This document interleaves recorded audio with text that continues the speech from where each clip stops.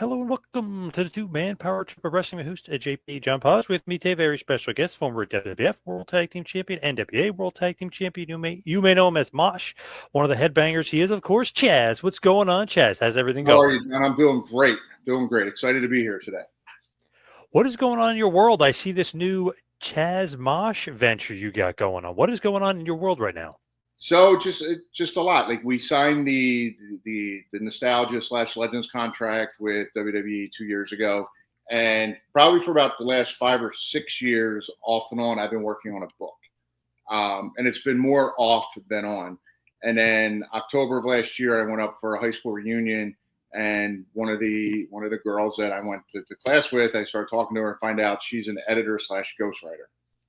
So I had written, and I would write, and I wouldn't write, and I wouldn't write. So I said, because my thing was I didn't know if it was any good or, I really didn't know what to do other than just when I got bored and I felt like it, I would just start writing. So I talked to her about it. I gave her what I had, and she said to me, she goes, I think this is good. It's really well written. She goes, I'd love to work on this with you if you want. So long story short, hired her as an editor, and that just motivated me to write even more. And so finally we got to a stage where it was like, okay, we should probably start looking at publishers. So that's what we did. And I actually called WWE, and I'm like, they've published books before. Like, just how easy would that be to be able to use them to publish a book? They're just currently not doing that. So they got me in touch with someone else at a different publishing company and sent him over a little sample of it. And he liked it. And he said, let me read a little bit more.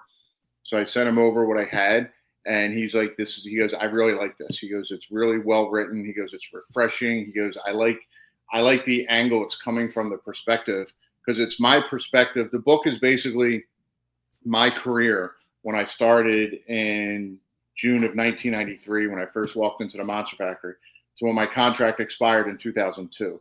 And then I mix in our comeback when we went back, not comeback, but when we went back in 2016. So he said to me, he goes, I like it. He goes, are you committed to getting this done? And I'm like, of course. And then he said, okay. He goes, if you're committed to getting it done, he goes, let me ask you another question. He goes, have you thought about writing a post WWE story? And he goes, I'm invested in what you're saying and what you're writing. He goes, and I'm interested in, like, okay, you left in 2002, but how did that affect you? And how did you get to where you are now, with wrestling? So I'm like, never thought about it, but I would do it. So I sent him, the book is done. Now I'm just waiting for him. It's been about a week since I sent it to him. So it'll probably take another week or so to hear back from him. But with that being said, I do a lot of the company I work for, that I've been working for 15 years, called Dex Imaging. We basically sell, lease, and service copiers and printers, but they're philanthropic companies. So we give back to the community, which allows me to get involved. I'm on the board for Junior Achievement of South Florida. I work with Boys and Girls Club of Broward County. But now I've been starting to go out probably the last couple of years and do more public speaking things with the kids and telling them my story and, just different things like that. But with the book, my idea is I can maybe propel that into more public speaking stuff, whether it's with kids or it's corporations, just going out and telling my story. So I'm looking at it whereas I have this opportunity now, this window open between kind of the resurrection or whatever it is with WWE, kind of being, bringing us back a little bit, name recognition coming back. And with the book, that maybe it's an opportunity to start doing more stuff. So the Chaz Mosh is basically, Chaz and Mosh. It's two people, as you can see by the shirt. So, and I started, so I hired a website designer. So she built the website, chazmosh.com, where you can go there and there's pictures and there's going to be shirts up there. You can buy the figures. Different things like that. But now I'm going to take it a little bit different and starting getting booked more instead of just getting booked for shows and seminars. I'm going to see kind of where this can go. It could go somewhere or it could go nowhere. But either way, I'm really enjoying it and I'm having a good time with it. So that's kind of where it's going and where I kind of hope it will go. More for like, absolutely. Yeah. More for like speaking in front of kids or more like motivational speaking for adults as well? Yes, both. Yes. Both. Okay. I like doing both. I think my story can resonate both ways, especially because I finished the publisher wanted me to do after the 2002, which I did. It's kind of vague. I didn't really know what he wanted, so I kind of just highlighted a few things. But after writing it kind of sparked a different. I really enjoyed the writing. It was refreshing. It was soothing. Like, it relaxed me, and it brought. It was almost therapeutic, I guess is the word I'm looking for. It was very therapeutic getting a lot of that stuff out on paper. But me transforming from being in the ring to being in a boardroom now with all of these other executives making decisions, things like that. I think that's kind of a cool story to tell also. So I'm going to try and maybe segue that into that. So the wrestling side and my journey and how I did what I had to do to get there. And then from going from the wrestling ring into sales and being like running a company and things like that, I think that's a whole different story that can be told. So if I can get in front of kids, I just did it a few weeks ago with Boys and Girls Club down here. And if I can get with adults or whatever, I think either way will work. Now, I talked to Mark Merrill recently. I asked him, which is very apropos for you, but how did wrestling and doing promos for wrestling kind of get you ready and get you set to, for like the real world of motivational speaking and speaking in front of others? Like, definitely correlation, right, with wrestling promos and doing it? Yeah, it comes. Yeah, I guess the comfort level is there because you're used to speaking in front of people. But the weird part for me is I don't like the spotlight, which sounds kind of funny. Wow. Being I do Yeah. what I do. I don't like the recognition. Like my birthday was yesterday, but I took my birthday down off of all. Thank you. I took it down because I didn't want to get 8,000 messages and 8,000. I don't like it, but it definitely is more comfortable talking in front of people. So I think that wrestling side of it does it, and it's a personality that comes out. Like for me, I have Chaz, and then I have Mosh. And one of the things I learned from doing, because the copier thing with Dex Imaging, I've been there for 15 years, but I've been doing this copier thing for 23 years now since I left WWE in 2002. I realized over all those years that Mosh is a better personality than Chaz is. Chaz is more introverted and quiet and kind of in the back. But when Mosh comes out and he starts talking and a personality comes out, I have this whole different, almost makes me sound bipolar, but I have this whole different personality that comes out that is energetic and it's fun and people want to hear.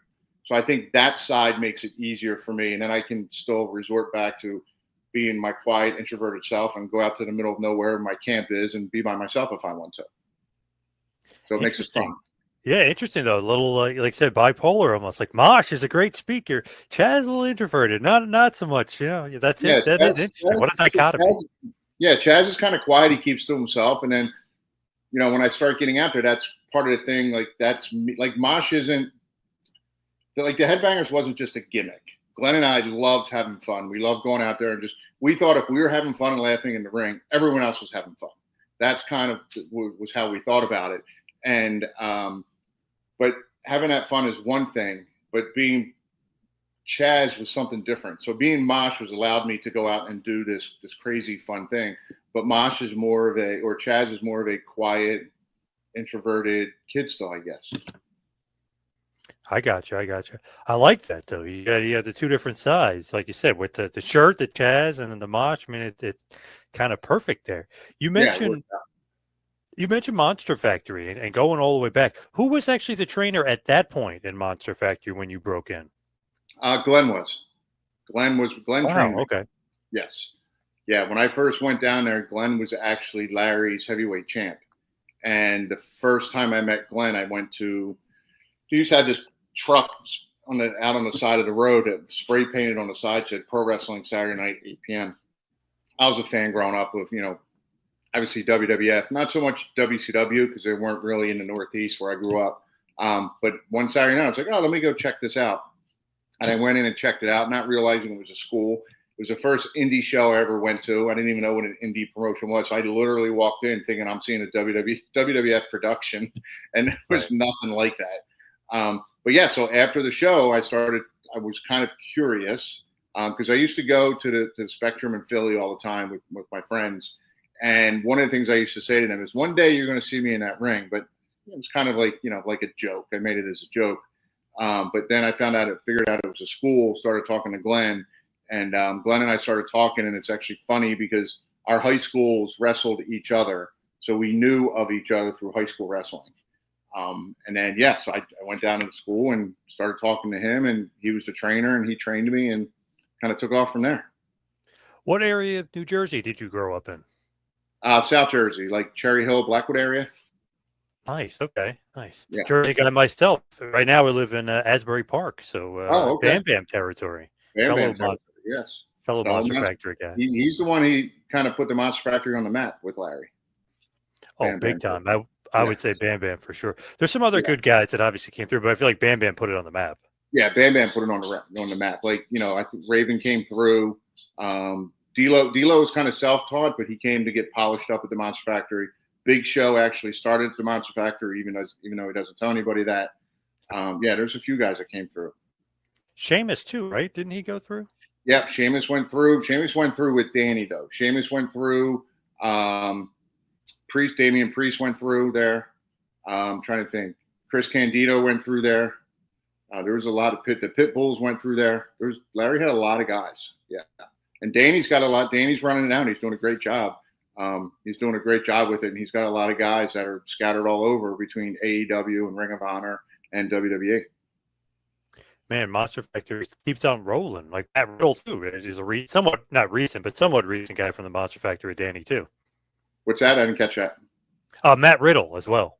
Oh yeah, Matt. Actually, I did a show when Matt first started, and one of the things I told him was, I'm like, dude, you got to put shoes on. You're going to kill yourself. And he's still going with no shoes. So clearly, I don't know what I'm talking about. But yeah, Matt went through there. Yep, he's a good guy.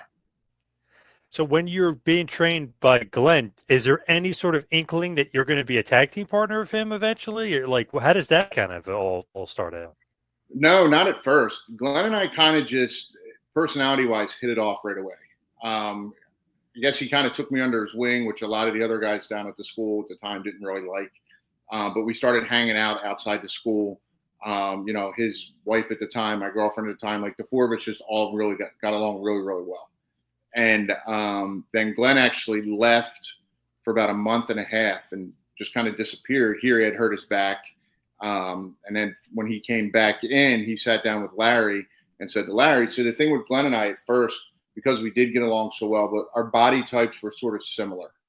And Glenn was wrestling as the Spider. He had the mask on, and he had been around for about 3 years. And he went into Larry and was like, hey, I think I want to try tag teaming. He goes, and I think I want to talk to Chaz about it. And Larry went through this spiel of, you only have so many matches on a card. If you have 6 matches, you usually only have one tag match, so you're harder to get booked. He went through this whole thing. It's harder to get booked as a tag team, and you can't, maybe the money's not as good as a singles guy, and you've already been in it for so long. And then, of course, it got into the Chaz isn't even ready yet to do any of that because, again, I started in June of '93. Glenn presented this idea to me in like October, so I'd only been around 3 or 4 months. But it was one of those things when he presented it to me, I was like, Glenn down at the school at the time, like he was the guy, he was the man. Everybody wanted to be around Glenn, or you wanted to be Glenn. You wanted somehow to be associated with him because his energy was he was magnetic. It was infectious. You wanted to be around him. So when he presented it to me and he goes, we can figure out a spider thing. I had this spider thing that's already kind of established in the area. And then, so we decided to do it and it worked out. We went to, we did a couple of local shows and we were very fortunate that Glenn had known Cornette so Larry obviously had a lot of connections, and Cornette and Lawler had been up to do shows at the Monster Factory for Larry. So, they kind of knew Glenn. So, and Lawler had kind of an open door thing for Glenn.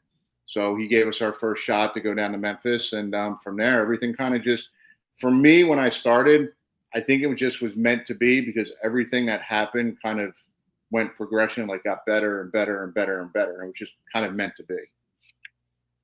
What did you think though? Like what Larry said about the tag teams? Did you think like, oh no, we're tag teams can work and we're going to be the tag teams getting booked in the card? Did you guys kind of just head down and just keep going, plow through? Yeah, Glenn was the leader back then. He kind of just took the lead. I didn't have much of an opinion on it because I didn't know. I didn't know anything. Like I said, when Glenn presented it to me, I'd only been training 4 months. But in those 4 months, I had been on TV 6 or 7 times doing job matches for WWF back then. I had 3 matches under my belt, like real matches down at the school. So I really didn't know. I just liked the idea. Glenn and I got along. I enjoyed hanging out with him. Again, he was kind of the guy. It was cool to be around him. And I was like, sure, let me try this, because I had, at this point, you're that early in your career, you're trying to figure out who you are and what you're going to do. And with Glenn, he already had something established. So I was like, cool, this will be fun to try. And I like the idea of wrestling in a mask, because I still do it to this day. I laugh all the time when I'm in the ring. Like, that's just me coming out.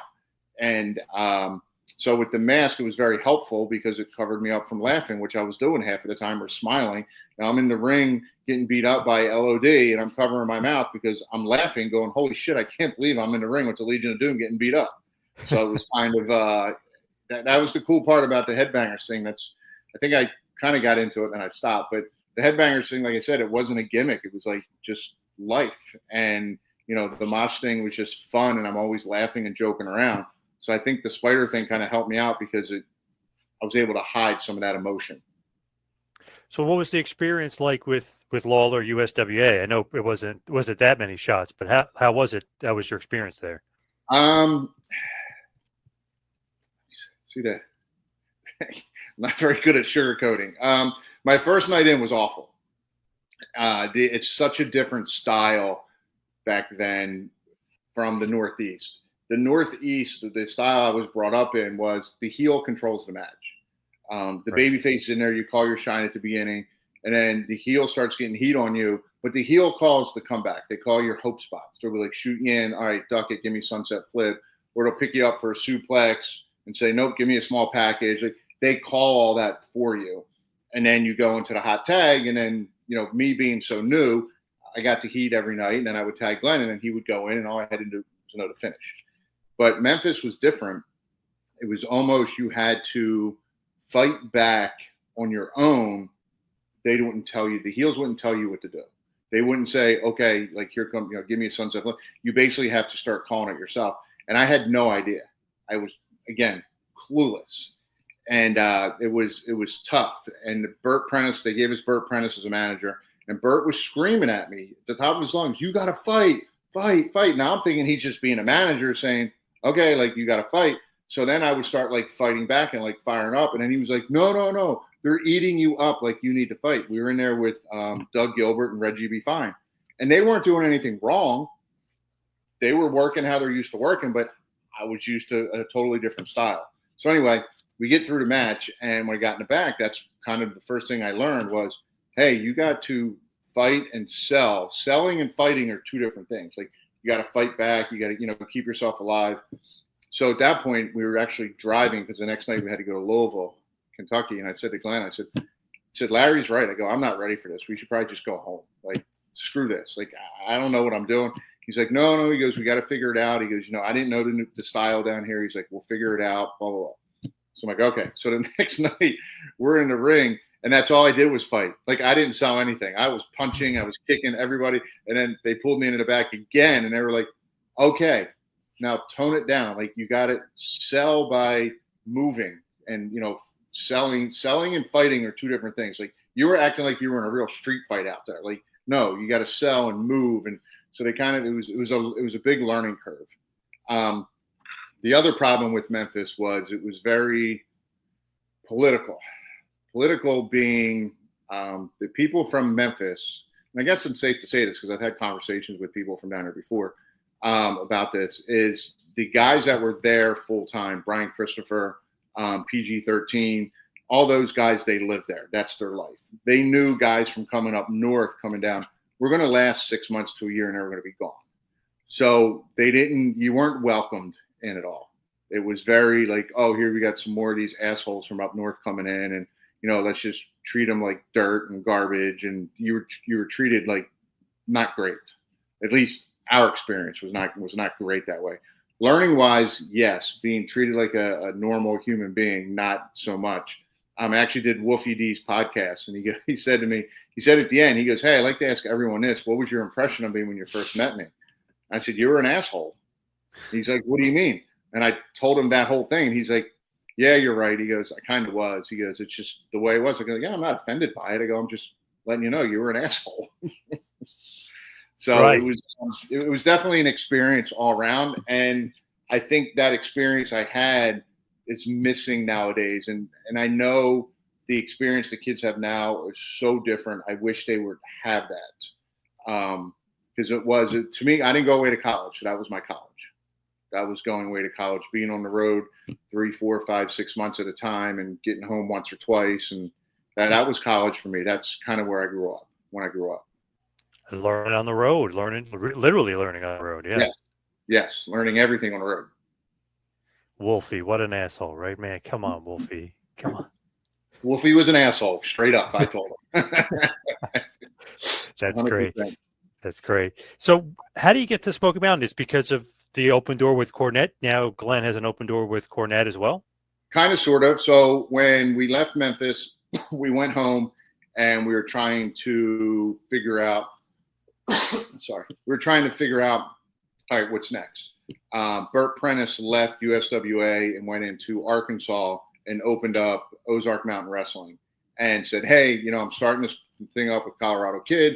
Would like you guys to come down and kind of be a staple of it and, help me get it started. The pay will probably be about the same as, with Memphis. So we were like sitting home. If we stayed home in Jersey, we would have wrestled once or twice a month. So with Burt, we knew at least, okay, we're going to be in the ring 3 or 4 nights a week. At least that'll be something.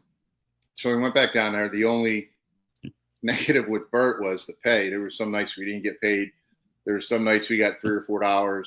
I did a cage match one night in front of the biggest house we had, and I got a pay envelope, and I opened it up, and there was a post-it in there that said pay off $5 minus $1 for hot dog, $1 for soda, and there was $3 in nickels and dimes in the envelope.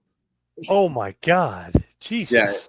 Yeah, it was brutal. Like I had to end up getting like a part-time job, but again, the great part was we were in the ring 4, 5, 6 nights a week, so we were able to figure out who we were. When the crowd started getting a little bit better, then Burt started bringing guys in. He brought in Ricky and Robert, the Rock and Roll Express, for us to work, which was amazing. And then he started bringing Tracy Smothers and Ricky were regulars coming over every Monday. Every Monday we worked in Jonesboro, Arkansas, at the Armory, and they were there. So then they started talking to Cornette about us. We put a tape together, gave it to Cornette, and then eventually we got a phone call from Cornette. And he said, hey, he goes, I know about you guys. Glenn, I've known you for a while, off and on from meeting you. He goes, I'd like to bring you guys in. We were like, great. He goes, there's only one thing. We were like, what? He goes, we don't like the masks. He goes, I don't like masks.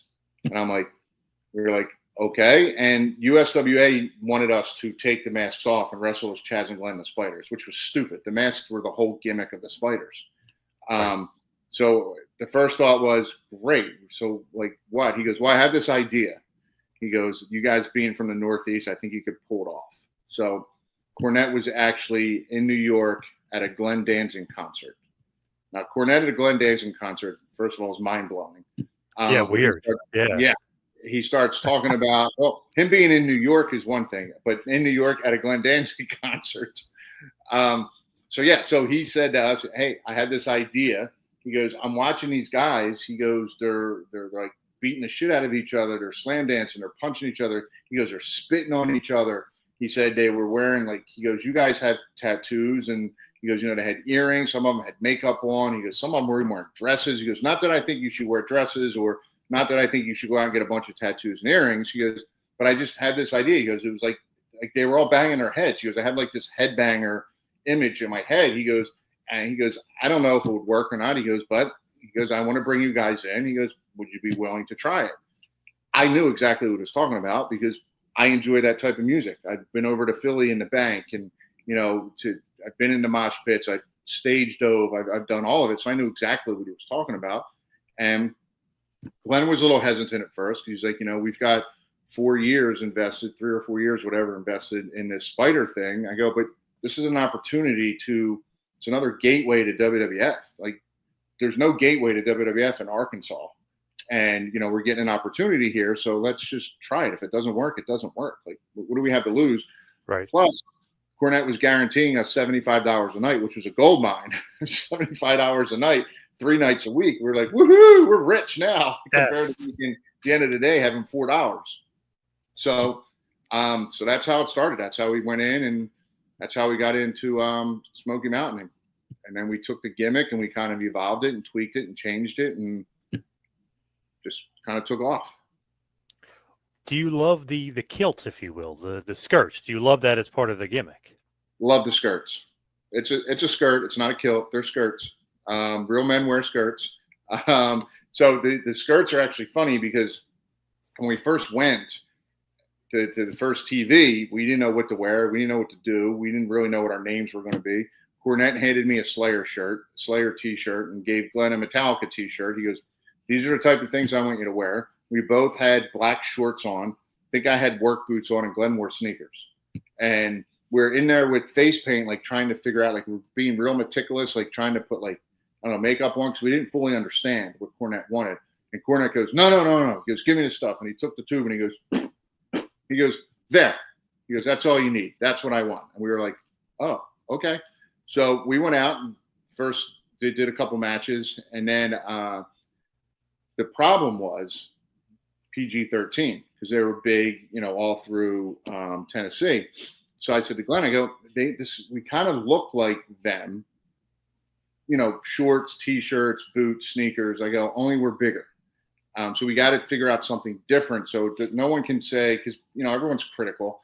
You don't want to be in the scoop sheets. Everyone going, "Oh, look, now we got these guys trying to dress like PG-13 or whatever." Yep. So we went to a thrift store and we were walking around trying to find different things to wear, something different.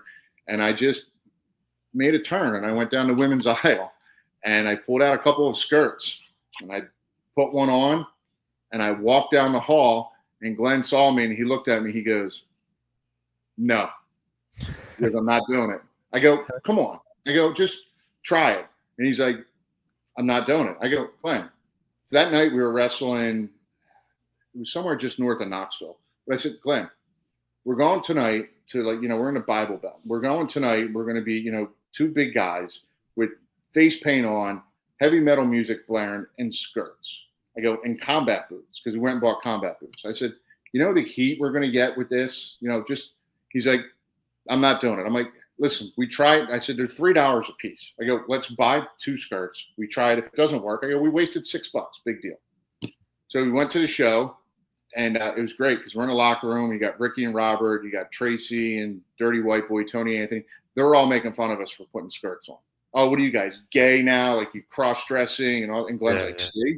Glenn's like, see, this is why I don't do it. I'm like, "Just relax." So we went out to the ring, got incredible heat. I mean, people were throwing stuff at us. It was a great match, got incredible heat. And then when we get into the back, Cornette comes up to us. He goes, "Where'd you buy the skirts?" I'm like, "Thrift store." I'm like, "All right, here we go." He goes, "I love them." He handed us each $20. He goes, "Go buy more." He goes, "You now wear skirts." I was like, I looked at Glenn and Glenn was like, "All right, I guess we're wearing skirts." I'm like, "Yeah, I guess." You were right. Yeah, it worked. Yeah. Yeah, it worked. And that's kind of how the skirts came to be. And they just kind of took off. And then when we got to WWE, they tried different things on us. And then we made it so nobody knew what we would wear. Like we showed up to Slammies in wedding gowns and we dyed them black. The night we won the tag belt, same thing. I wore the wedding gown. It was dyed it black. So that was a whole gimmick. That's why they had us do the flying nuns. They were going to keep putting us in different things, and the angle was going to be, we're so crazy and silly. We didn't care. You never knew what we were going to show up in. Right. That was kind of the idea from Vince. When you do get to Vince and you get to WWF, is that all him watching Smoky Mountain and them kind of being the original feeder and being the original developmental and then bringing you in? That was actually, again, Cornette. I love Cornette to death. I owe him so much. That was him. He was in with Vince. They were doing TV in Hartford, Connecticut, and they were getting ready to do TV in Hartford, Connecticut. And Cornette caught Vince on a good day and said to him, "Hey," he goes, "I got these 2 guys I'd like you to take a look at. They live in the area. Can we bring them up and, have them do a dark match? Take a look at them." And Vince goes, "Well, tell me about them." And he goes, they were down in Smoky Mountain with me. They used to wrestle as the Spiders. They've been coming up here and doing jobs for years. He goes, "They had this new, this gimmick they've been working, for a year that I helped them with." And he goes, "Yeah." He goes, "The Spiders." He goes, "They've been up here before." He goes, I know exactly who you're talking about. He goes, they don't need a tryout. He goes, put them under a part-time contract. Back then, that's when they just started this part-time contract they came up with. And yeah, so that's how we got it. He just got in Vince's ear on a good day, and Vince was like, I don't need to see him. I know who they are. Put them under a part-time contract, and we'll see what happens. So when you're there, they don't say, "Hey, we want you to do this and that with the headbangers." It's kind of your gimmick, basically, essentially, that you're bringing in, or they want to change it. Yeah, no, it was us. We did a couple of job matches as the Headbangers also before we got signed when we went up to do TV. But no, we came in and we wore our stuff and we did our stuff. We did what we wanted to do. The initial match we had against Aldo Montoya and the Pug, we did a pre-match interview, and I had the radio in my hand and the speaker fell off, like I spit all over Glenn, and they let us be us, and that's what made it fun. And I think that's what made that era fun, was the characters were more real life people. It was, everyone was their own person. Like I tell this all the time, like Stone Cold we saw on TV, that was Stone Cold in the back. Like he just sat back, he wanted to drink beer, he wanted to have a good time. And Shawn Michaels, whether he was on camera or off camera back then, Shawn was an asshole. And that's just, Shawn's admitted it. And so it's just one of those things where the real life characters get over. And I go up to the Performance Center in Orlando, the WWE Performance Center, and work with the NXT guys. And that's one of the things I tell them, like, you need to take whatever this character is and your real life personalities and mold them together, because that's what's going to get over. People are going to buy because it's easier for you to do. And again, me running to the ring, carrying a boombox and spitting water in the air and laughing all over the place and just hamming it up, it's just me. That's the different personality I have, but that's just me. It came natural. I didn't have to try to do it. So I think they let us just go, and they let us be ourselves, and that's what got us over with the fans. Love that. Were you guys surprised to win the WWF Tag Team Championships, or was that something maybe expected? No, we had no idea. We weren't even supposed to be in that match. We got thrown in that match like 3 or 4 days before the pay-per-view, because Steve, Stone Cold, and Dude Love were tag champs. But that's when Steve hurt his neck from the pile driver from Owen. So Steve wasn't medically cleared to work. So they were supposed to be in that match. So if Steve didn't get hurt, we would have never been in that match. And we found out, and again, I bring Cornette up, we got the TV. It was in the Louisville Garden. We got the TV, and Cornette said, "Hey, boys, I got to talk to you. Come with me." So he took us all the way down into the parking garage of the Garden, all the way back into a corner. And we're like, what do we do that we're way down here in like the bowels of the Louisville Garden? He goes, nothing. He goes, I wanted to share this with you guys in private. We're like, okay. He goes, you guys are winning the belts tonight. And Glenn and I just stood there, and I was like, cool, this is great. And he goes, I know how you guys are. I brought you down here so you could jump around right now, so you don't do it in front of everyone. So all three of us started jumping around downstairs in the Garden. Awesome. So that's how we found out. And then it was actually really cool, because when we did the meeting with all 4 teams, and I think it was Jack Lanza who was our agent.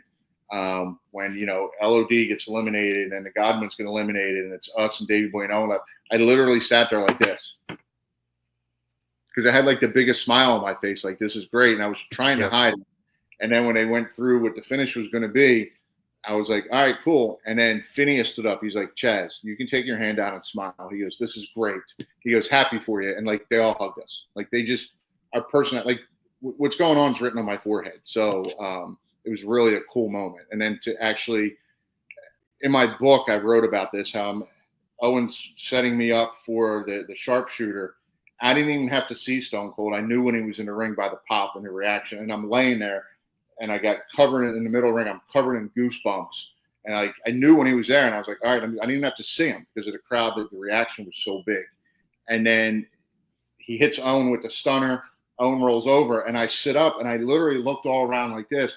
Then I looked down at Owen. If you watch the video, I looked down at Owen, and I went, okay. And I went, like, grabbed him and covered him, because it was kind of like just such a surreal moment. Like, everything got slowed down so much at that moment. It was amazing. That is great too. I mean, it's like your real emotion. Like, you're really, you're really pumped. You're winning the tag team title. It really means something to you. Yeah, it was, again, one of those things where I joked around growing up that they'll see me in a ring with my friends, but to actually make it there and get in there and then actually be, WWF Tag Team Champion it was amazing. Ground Zero, the 1997 pay-per-view. Pretty cool, though. LOD's in the match. Owen and Bulldog are in the match. Godwin's. I mean, it's pretty loaded as far as tag team. Yeah, it was that whole first year was amazing. That it didn't take us long. We signed our deal in November of '96, and then it didn't take us long to start getting. I think it was February-ish. We went on our first tour of house shows, and we're still part-time guys. We were the only part-time guys that signed a full-time contract. But we went February. We went on like a 10-day road trip, house show trip, where we won every night. Then we get to the Manhattan Center that night, and we're riding high, trying to figure out what we're going to do on Monday Night Raw. And it says that's when LOD was their comeback after 4 years, and we saw our names against them. And the initial thought was, oh, fuck, we're going to get squashed. They haven't been around in like 4 years, and we're their first match back. But we had a competitive 2-segment match with them where it was a double count out. We found out that night in the Manhattan Center, like, we're getting action figures, and that's when we found out also we're going to be in WrestleMania. So it was like the first 6-7 months was just a whirlwind of like, holy cow, what's going on? And then, yeah, to be able to win those, and then we won those in September of '97. We weren't even there a year yet, so it was just the whole thing was just mind blowing. And there's never like a promise you will win them, right? I mean, it's just you guys are just kind of going with the flow. Yeah, we didn't I know a lot of guys, it's different now. And now that I know how the business works, I never looked at it as a business when I was there, which was a mistake on my part, but I didn't realize. I was always under the impression of, if I do what you ask me to do and I don't cause any trouble and I don't get in trouble, then I have a job for life. We just went along. Whatever they wanted us to do, we said yes. If you want us to go over, sure. You want us to lose, sure. Whatever you want us to do, that's what we're going to do. And that's kind of how it worked. I know a lot of other guys, they go in and they find out, okay, so here's the programming, especially the top guys, which I guess it makes sense. Sean, Steve, Taker, all those guys, Mankind, they kind of know what's coming up, what they're going to do, so they can help think of the storyline. But we were never entrenched in storylines like that. Our storylines seemed to go, okay, we're doing this for like 3 weeks, and all of a sudden now we're over here. Okay, now they're going to put us with this team over there. But looking back, and remember conversations I had with like Cornette and Bruce Pritchard, and going back and like writing a book. Writing a book was, like I said, therapeutic for me, but it made me realize a lot of things, because there was a lot of things in my career I go, we really didn't do, because people ask us about the Hall of Fame all the time, and I'm like, we're not getting in the Hall of Fame. We didn't do anything other than one title run and then the NWA title run while we were there. Right. But going back and like looking at the history and writing everything down, I realized that we did do a lot. But the thing with our characters were, and Cornette summed this up, he goes, you guys are over with the fans. He goes, it doesn't matter if they put you with a heel tag team or a babyface tag team. He goes, you can work either and then come out, you can work either and lose and then come out the next night and you're still going to get cheered. He goes, it's just how it is. He goes, so just accept it and move on and just enjoy working and getting paid. So that's kind of the mode we were in. Yeah, you guys were definitely over. And I feel like you're part of that era too, with those 90s guys, the Attitude Era, if you will, of guys that kind of are all a Hall of Fame worthy, because you guys all did so much to change the business and make it so much more popular. Yeah, I never looked at it that way. I always just, when I look at the Hall of Fame, I guess that's what I'm comparing anything to is, we had basically 2 title runs that lasted a total of like 70 days, 65 days or something like that.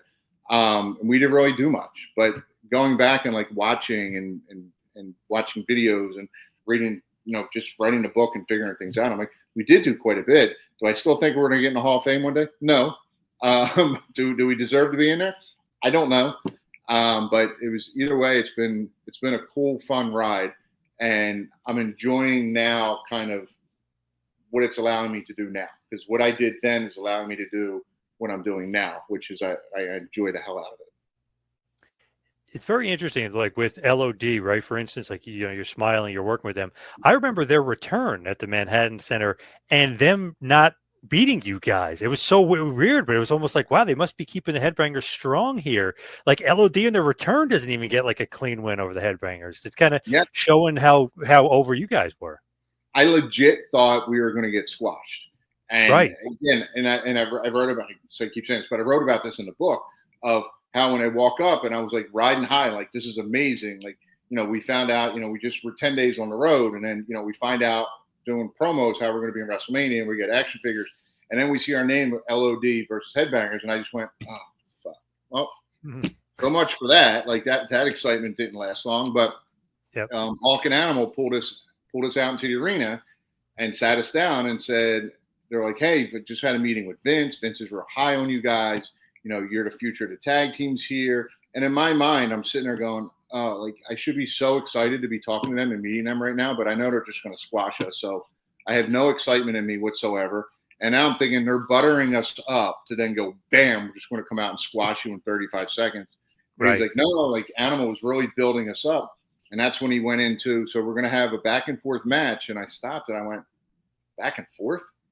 And he's like, yeah. And he goes, we're going to have a 2-segment match. And I was like, 2-segment matches were only back then. We're only for the main event. I'm like, we're having a 2-segment match? Granted, all of our heat was during the commercial break, but who cares? So we're still having a back and forth match. It was a 2-segment match. And then he goes, yeah, we're going to be out on the floor. We're going to fight. He goes, and then from there, he goes, it's going to be a double count out. He goes, the only thing we'd like to do after the count out is hit one of you with our finisher. I couldn't raise my hand fast enough. I'm like, I'll take it. I said, I'll be happy to take it. I said, except for one thing. They go, what's that? I go, you guys are doing it now where the guy's taking a flat bump off your back. When Hawk drops him down, he takes a flat bump. You're not flipping him all the way over. Because Henry got hurt. Another guy had got hurt. And I said, I'm not those guys. I go, I want to flip all the way over. I go, or I'm not taking it, or I don't want to take it. I said, it's the only way I want to take it is you need to flip me all the way. I said, I don't care if I flip 3 times. Flip me as hard as you can. And they were like, you're sure? And I'm like, yes. So they did it, flipped me. I landed flat on my belly, and I laid there, and I covered up like this because I was laying in the middle of the ring laughing and smiling, going, holy shit, this is amazing, because nobody knew they were coming back, and the internet wasn't real strong then, so nobody, there was no spoilers or anything. So right. Glenn and I went to the ring first, and as soon as you hear that, oh, what a rush from the music, the play, I'm getting goosebumps telling you about it. The place just erupted, and I'm standing in the middle of the ring going, holy shit, they're chanting LOD. The 15-year-old Chaz and me wanted to start chanting LOD with the crowd. So when I was laying there and Glenn's pulling me off, he's like, you okay? And I'm like, this is freaking awesome. I'm like, this was like one of the greatest days of my life right here. Like it was amazing. Yeah. So it was just, I mean, I don't even know how to put it other than it was just amazing. And you didn't have to lose either. Crazy. You know what I mean? Yeah. Pretty awesome. Yeah, we didn't lose to LOD. So we never, maybe LOD. I'm trying to think. I don't know if we've ever really lost to them. Wow. Damn. I can't think of it either. Yeah. But it's still pretty cool that they didn't, squash you or whatever, or just, just get rid of you guys. Pretty cool. So Doomsday Device, one of the greatest finishers. Where does the stage dive? Is that just as good? Maybe a little bit behind. What do you think? What about the stage dive? I think the stage dive is one of the greatest tag team finishers ever. Glenn gets adamant about it. I mean, he gets nasty about it because, people talk about the 3D more. People talk about Doomsday Device more. They talk about it more. But Glenn doesn't. I'm a realist. We're not at the level of 3D or not 3D of the Dudleys or LOD. They were around a lot longer, bigger names, whatever. I think ours is the best because I think it's the toughest to be done. The timing that it takes to hit the stage dive, the powerbomb, the leg drop. And thank goodness for D'Lo, because down at the Monster Factory, when Glenn and I were first trying it, D'Lo tried taking that thing 1,000 times, 1,000 different ways. And from us sitting on his face, kicking him in the side of the head, landing right on his chest, landing on a boot or something, he just kept going, all right, let's try it again. Let's try it. So he actually helped us perfect it the way we had to, because ours isn't just, LODs, you sit up on their shoulders like this, and you just got to worry about taking a back bump or flipping over. 3D, if you're taking it, you're just posting like this, and then you're going flat on your belly. With ours, if you're taking it, you don't sit all the way up. So I got to show you how to take the power bomb, because you don't go all the way up, you go halfway. Then we have to, on the right side, the person, which is very, very, the next two things are very unnatural, because, when you take a bump in wrestling, the first thing you're taught is you tuck your chin, keep your arms out. Some people bump with their arms out this way, some bump this way. But for us, I need the right arm in, because if you leave your right arm out, Glenn's going to sit on it because he's coming from that way. And you have to look to the left, because if you look up at Glenn, it brings your body forward this way, and you're going to get a boot to the side of the head. So there's so much intricacies with it that to me, it's the best.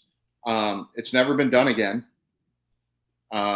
People would have to practice the hell out of it to try and get the timing done. And that's where Glenn gets pissed. He's like, everyone does 3D, everyone does LODs. He goes, no one's ever done ours. Well, no one's ever going to be able to, because of the time. Someone could figure it out and take the time to do it, but it just would take a lot of work. So for those reasons, yes, I think ours is the best double team, tag team finisher ever. Yes. What did you think about the end of the Headbangers? Like, of you guys not teaming anymore in WWF? It was tough. It was very emotional, especially the way they did it. There was no warning. There was nothing. I think when they had us wearing the cones, and this is probably more Glenn's story to tell than mine, but Glenn didn't, when he blew his knee out, didn't actually come back in the best shape. Vince had a theory. It was known, if you're going to be off for any period of time, you better come back in better shape than when you were here, because I'm paying you to sit home and do nothing but work out. That, Vince was all about being in shape and big guys and being cut. And I came back in great. I had nothing to do but work out and eat. So that's what I did. And I came back in great shape when they did the beaver cleavage thing. I was a little heavy. I wasn't ready to come back, but then I was able to cut down a little. So that's what I was doing. I was trying to gain weight so then I could cut. But Glenn came back, just can't sugarcoat it, fat and out of shape. And, he wasn't mentally,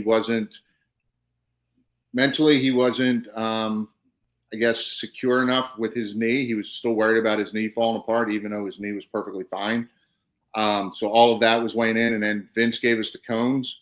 I think that was just a rib.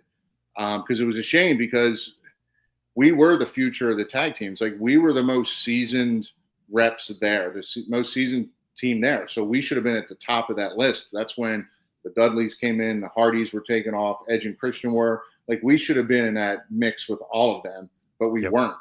And the reason we weren't was, to me, was because of Glenn, because he couldn't go. When they split us up, it was emotional. It wasn't. I was torn, because I was excited that, okay, I'm going to get this opportunity with D'Lo maybe to do something else and take off. But at the same time, sad and upset, because, someone I had been with who trained me for the last, however many years it was, we weren't going to be together anymore, and he wasn't going to be around. And, for the longest time, Glenn was kind of my crutch. I never had to worry about anything, because, Glenn was always there. And the way they did it wasn't the best either. We showed up at TV, and it was D'Lo, Glenn, and I, and Pete Gass. We had went to the gym. We came back. There was the run sheet was up, and it said Low Down versus Mean Street Posse. The first thing went through my head, and I said it out loud, was, "Who the fuck is Low Down? Like, we got another new tag team here now, like another tag team." And Shane McMahon walked by, and he stops and he goes, "Oh, so nobody told you?" We're like, "No, what?" They're like, "Chaz, you and D'Lo are Low Down. You're a new tag team. And Glenn, you need to go see Bruce Pritchard." And he just kept right on walking. And I was like, we were all like, "What?" Like, we had no one told us anything. Weird. Yeah. That's how we found out. And I didn't have enough time to, console Glenn or talk to anybody about it, because again, it was the Sunday Night Heat was live, and we had to get ready for Heat. And, D'Lo and I had to figure out what we were doing. We didn't have time to figure out, like, we figured out tag team moves, like, right then and there. It was like, all right, let's figure out some moves we can do. Let's figure out, I can do a suplex while you do the frog splash. Like, we figured all that out within a couple of hours on the fly. And then to make it worse, I went out because they're like, oh, you're going to be Chaz. And I'm like, well, why can't I be Mosh? Like, let me stay as Mosh because I know who Mosh is. And they were like, no, we want you to be Chaz. I'm like, okay. But in my mind, I'm going to go out there and still act like Mosh because that's what I know. So we're getting ready to go out, and Bruce Pritchard, we're at Gorilla, and he looks at me and he goes, you got to take all your earrings out. I was like, why? He goes, we want no headbanger out there whatsoever. Don't do anything headbangers. Any headbanger moves you did, don't do any of it. You go out there and you be Chaz. And I looked at him, I go, literally, Mean Street Posse was on their way to the ring. And I looked at D'Lo, I looked at Bruce, and I go, who the fuck is Chaz? Like, Chaz was some kid that was happy just happy to be there from New Jersey after we pulled off the Beaver cleavage thing. And I'm like, and don't do any headbanger moves? Like, no, and now I'm going out there with no moves. Like, I don't know what to do. So D'Lo looks at me, he goes, we'll figure it out. He goes, let's just go. And then our music hit. And boom, we went out and I was like walking out like, oh crap, like what am I gonna do here? I had no idea. Did you think you mentioned Beaver cleavage? I was thinking, like, did you actually think that was going to work, or did you think like, oh, this is like a little too silly of a gimmick? It was very silly, but I had never done singles before. I had a couple of singles matches before Glenn and I started tagging, and then it was primarily just tagging with Glenn. When I did do singles matches, Glenn was there at ringside, so I was excited about it. It was like a new opportunity. And at first, I kind of thought, all right, well, they're giving Glenn, because they were going to give Glenn a totally different gimmick also. And my thought at first was, well, look at Bret Hart, Shawn Michaels, teams like that. There's always someone that kind of takes off. Singles guy kind of takes off. So I was like, maybe this is that opportunity for me to kind of take off. And the Beaver thing, I thought, okay, it's silly, but it's a character. Like, I can go out there and act silly like a big kid, because as Mosh, I was kind of doing it anyway. And all now it's just, purely sexual innuendos with me burying my face in some girl's boobs, which, isn't the worst thing in the world. And so I was like, let's make the best of it and let's see what happens. And then if it doesn't work out, maybe then we can take it and run with something else. The problem I had was our personalities clashed big time. Mariana, the girl, so when she first came in, she knew nothing about wrestling. So trying to direct her on ring awareness and where to be and things like that was difficult, but it was okay. The part I didn't like was I pulled her aside the first night in. Like I said, we need to just sit down and get to know each other and talk. And I said, you can't hang out with the boys, really. I said, and I explained Hunter and China. I said, China came in. She was by Hunter's side all the time.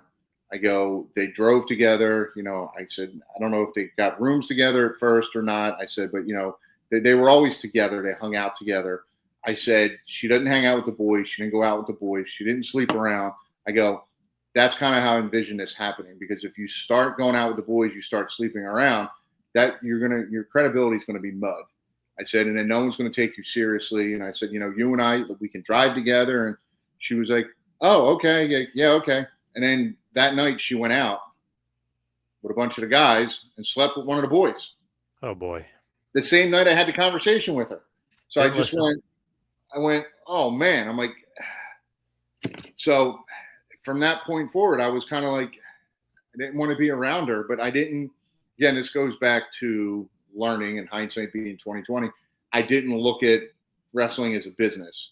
If I looked at it as a business, I would have looked at her as a business partner, and I would have looked at the landscape of the rest of WWE, and said, every person that has a female is getting a push because they were selling sex on TV. Yep. I didn't look at it that way. I looked at it as, I don't want to be even standing next to this girl. And like the first time they had us go out as like supposedly boyfriend, girlfriend, like I'm not even holding her hand. And like I get in the ring and I leave her standing on the side of the ring. And as she walks up the steps, I'm like, no, you got to go back down. Like I wasn't even letting her in the ring. Like I wasn't letting her anywhere around. But looking back, I should have embraced her, pulled her in, looked at her as a business partner. And then either A, we could have taken off, or B, when Glenn came back, she could have been our person. Like Matt and Jeff had Lita, and then you had, TNA had Trish. Like, could have been in the mix a little bit more, but Yep.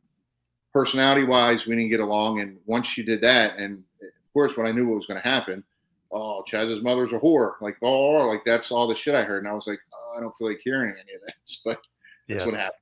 I mean, it's life, right? You learn as you go. Yeah, absolutely. So as we hit the wind down and head towards the finish, did the 2016 return, did that kind of lead to some like good faith and then giving you a Legends deal and the nostalgia deal a few years later? Is that kind of what led to it? No, I think so. 2016 for me is probably out of all in the back of my book, I write down like my top 10 moments. And they're just in chronological order. I don't have them listed like 1 through 10. That would be too hard to do. But my most favorite moment would be the return in 2016. Only because my son had seen me at that point, 2016, he was 10 or 11. So he had seen me do tons of indie matches to the point where I've looked over and he's been on tables sound asleep in the middle of my match because we were there late. All I wanted was one time for him to see me in a WWE ring. That's all I wanted.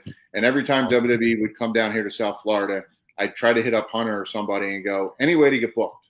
TV, I'll do a dark match, or house show, just a match. I'll sign any kind of release form you want me to sign. And I was always told no.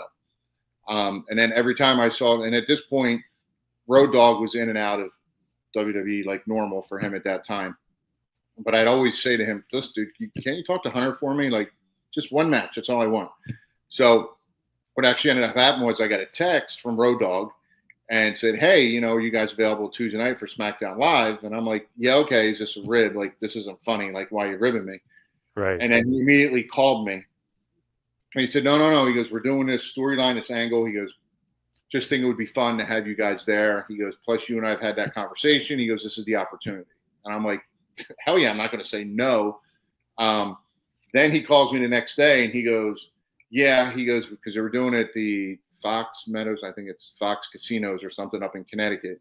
And he goes, you got to have full blood work done and everything like that if you're not under contract. We'll never have time to get it all done. He goes, so I'm going to try and hold the storyline for next week, but no promises. So I was like, all right, this isn't happening, but I appreciate the thought. Thanks. Then I watched SmackDown on Tuesday, and I hadn't watched in ages. There was the longest time I didn't watch any of the product at all. So I watched on Tuesday night just to kind of see, all right, where would I fit into a storyline here? Didn't see anything. Then I waited. Wednesday, nothing. Thursday, nothing. Friday, nothing.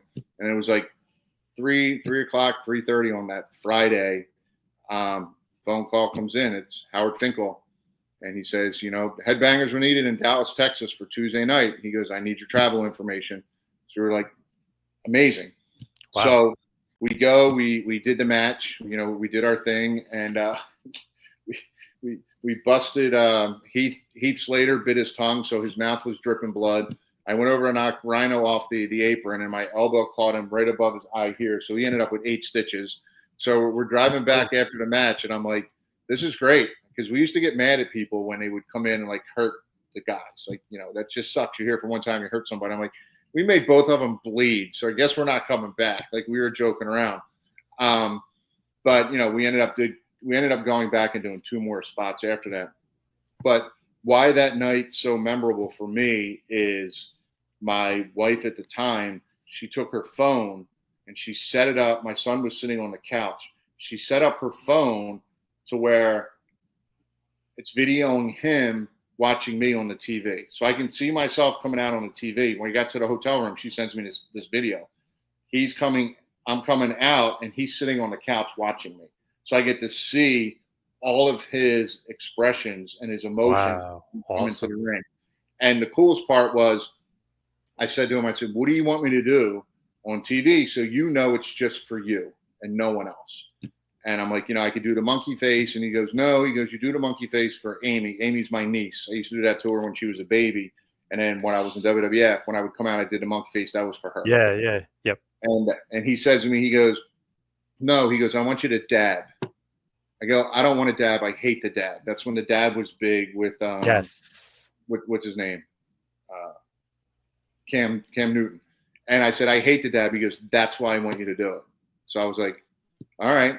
So I was just fortunate. Like I didn't, like a lot of times you would cue in the camera guys on certain things you were doing to pick things up. And I didn't do this for that at all. I just did my thing. I rolled into her, I right up to the corner, did my thing. And when I hit the dab, him in the video, he starts laughing, but he starts like wiping his eyes. And he won't admit to this. He'll never admit that he teared up, but he definitely teared up. And like the connection that we had being, 1,000 miles away in that moment to me will be the best moment I probably ever had with wrestling, being able to watch him. But now fast forward to the Legends deal. No, they had nothing to do with one another. Nothing. So what happened with the Legends deal was we signed these cards or these stickers for Panini. We signed a bunch of them. They paid us. We signed a bunch of them. Someone from Mattel saw the Panini cards and said, you know what? We've never made figures of the Headbangers, and they haven't had figures in forever.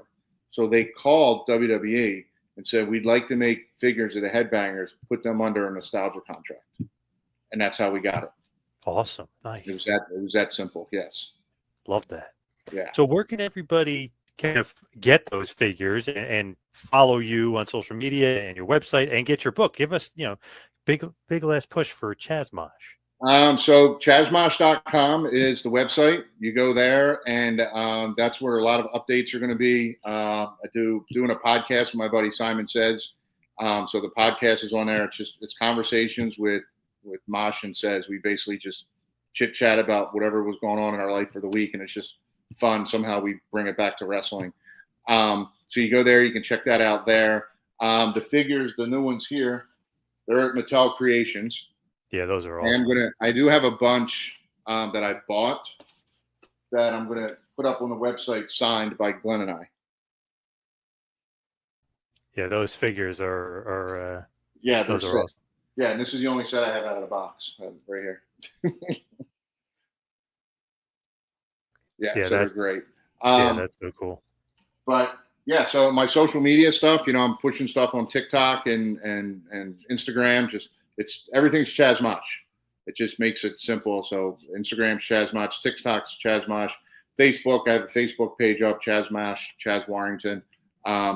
Everything's Chaz Mosh. So, but the website's kind of the where to go, and again, that's going to keep improving. And I'm actually I get some videos I'm going to get put together and throw them on the website for people to see and maybe subscribe to. So there's a lot going on, but it's going to be fun. The book, I don't know when the book's going to be out. The publisher has it right now, so I'm still waiting to actually sign any kind of book deal. Hoping that's all within the next week or two. It's funny because January on New Year's, I have a camp out in the middle of nowhere in the woods. I have a camp where I cleared out some land. It's like my getaway. But I posted a video from out there saying my goal this year for 2025, was to have the book done and be signed with a publisher by the end of May. So I still have 2 days left. I was going to say May is almost coming to an end. Okay. I just threw it out there just to throw it out there. So if it happens in June, it happens in June, signing a book deal. But that's just what I'm waiting for now. Yeah. So as soon as that's done, and then I don't know what the process is from there, because I know there's going to be a lot of editing that needs to be done with the book and figuring different things out. But the best way to reach me is any social media at Chaz Mosh, or go to the website chazmosh.com. Awesome. Chaz, this is great stuff. Everybody should check everything you got going on, get those figures as well. But thank you so much for all the time. Really appreciate it. Nope. Thank you, John. I appreciate your time.